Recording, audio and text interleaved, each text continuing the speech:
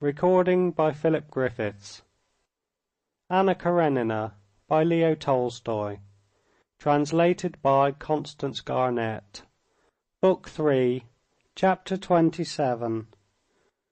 If I'd only the heart to throw up what's been set going, such a lot of trouble wasted. I'd turn my back on the whole business, sell up, go off like Nikolai Ivanovitch to hear La Belle Helena, said the landowner, a pleasant smile lighting up his shrewd old face. But you see you don't throw it up, said Nikolai Ivanovitch Sviazhsky, so there must be something gained.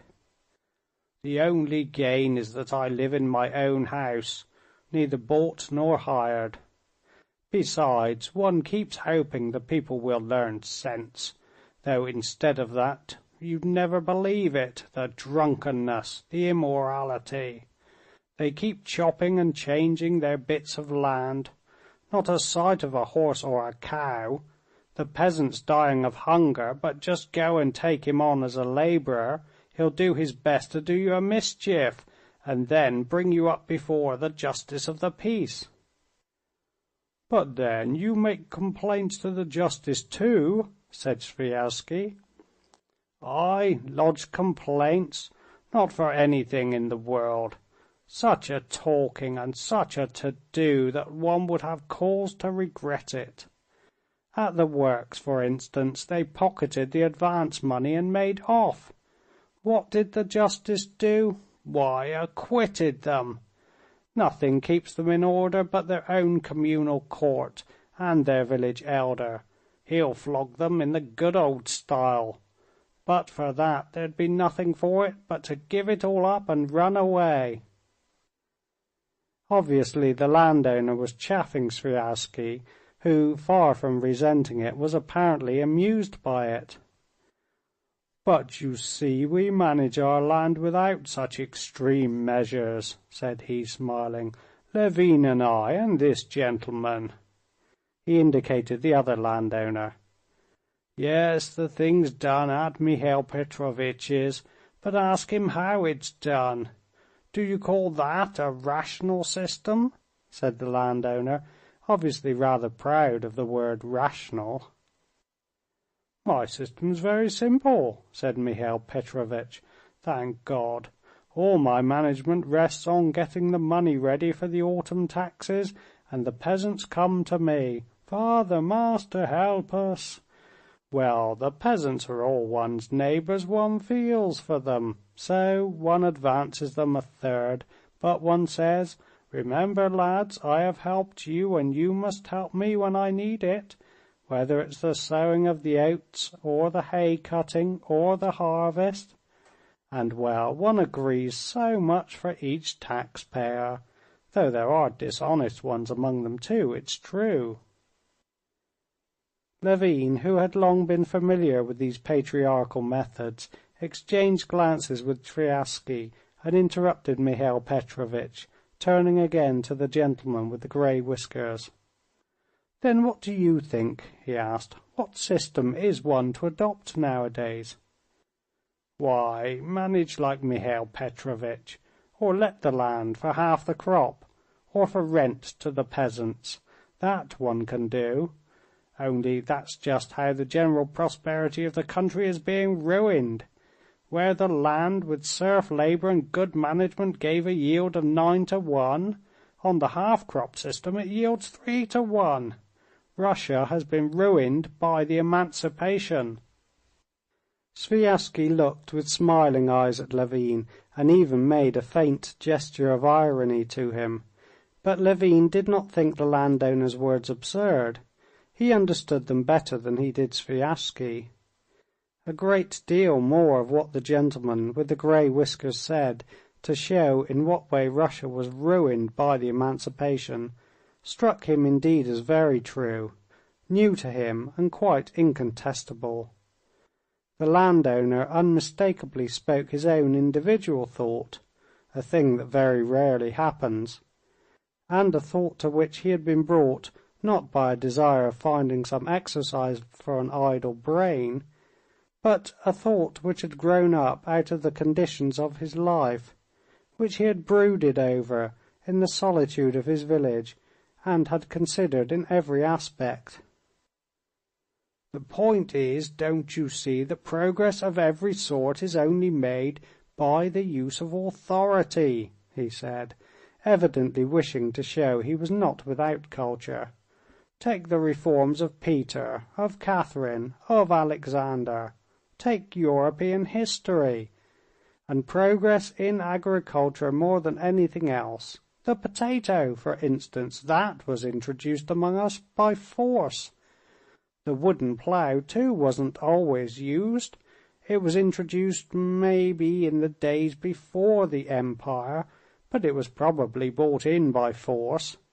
Now, in our own day, we landowners in the serf times used various improvements in our husbandry, drying machines and thrashing machines and carting manure and all the modern implements, all that we brought into use by our authority, and the peasants opposed it at first and ended by imitating us.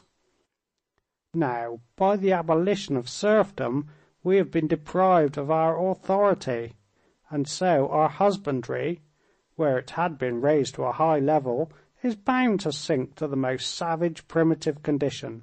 That's how I see it." "But why so? If it's rational, you'll be able to keep up the same system with hired labor," said Sviazhsky. "We've no power over them. With whom am I going to work the system, allow me to ask?" "There it is, the labor force, the chief element in agriculture," thought Levin. "With laborers. The laborers won't work well, and won't work with good implements.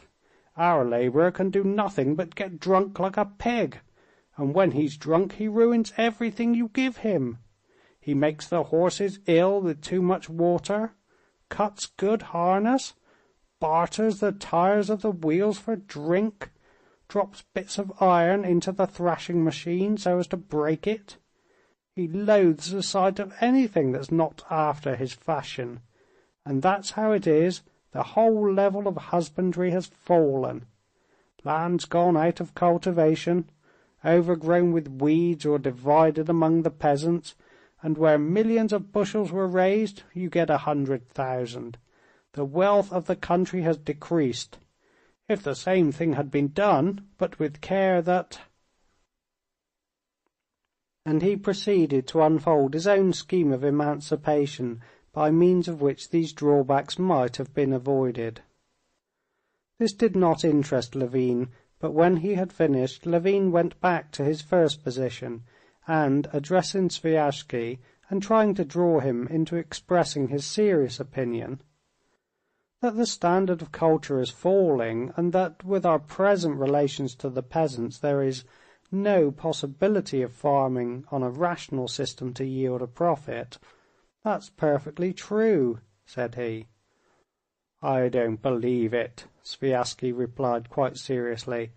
"All I see is that we don't know how to cultivate the land, and that our system of agriculture in the serf days was by no means too high, but too low. We have no machines, no good stock, no efficient supervision. We don't even know how to keep accounts. Ask any landowner, he won't be able to tell you what crop's profitable and what's not." "Italian bookkeeping," said the gentleman of the grey whiskers ironically.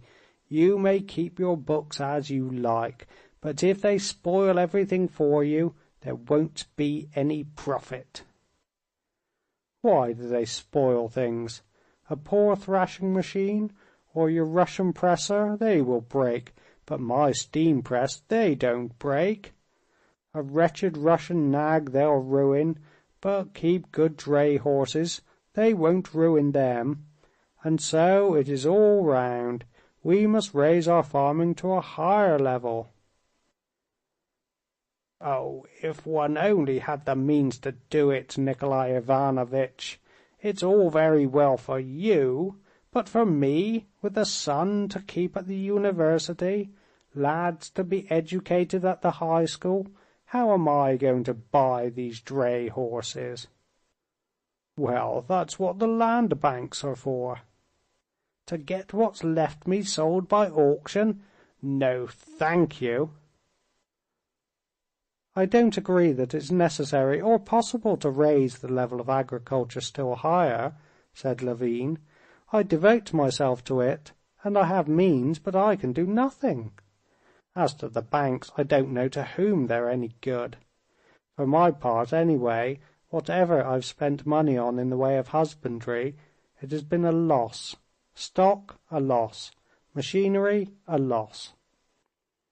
"That's true enough," the gentleman with the grey whiskers chimed in, positively laughing with satisfaction. "And I'm not the only one," pursued Levin. "I mix with all the neighboring landowners who are cultivating their land on a rational system. They all, with rare exceptions, are doing so at a loss. Come, tell us, how does your land do? Does it pay?" said Levin, and at once in Sviazhsky's eyes he detected that fleeting expression of alarm which he had noticed whenever he had tried to penetrate beyond the outer chambers of Sviazhsky's mind. Moreover, this question on Levin's part was not quite in good faith.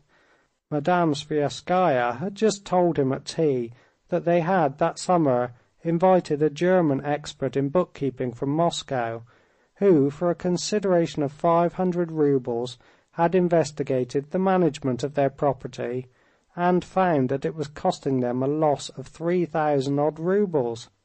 She did not remember the precise sum, but it appeared that the German had worked it out to the fraction of a farthing.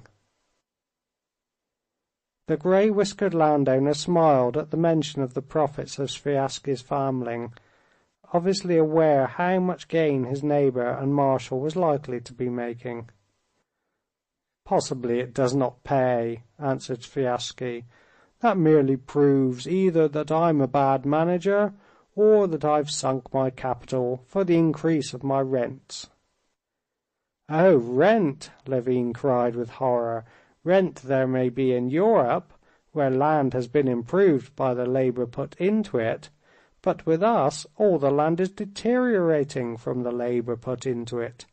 In other words, they're working it out, so there's no question of rent." "How no rent? It's a law." "Then we're outside the law. Rent explains nothing for us, but simply muddles us. No, tell me how there can be a theory of rent." "Will you have some junket? Masha, pass us some junket or raspberries." He turned to his wife. "Extraordinarily late the raspberries are lasting this year." And in the happiest frame of mind Sviazhsky got up and walked off, apparently supposing the conversation to have ended at the very point when to Levin it seemed that it was only just beginning. Having lost his antagonist, Levin continued the conversation with the grey-whiskered landowner, trying to prove to him that all the difficulty arises from the fact that we don't find out the peculiarities and habits of our laborer. But the landowner, like all men who think independently and in isolation, was slow in taking in any other person's idea, and particularly partial to his own.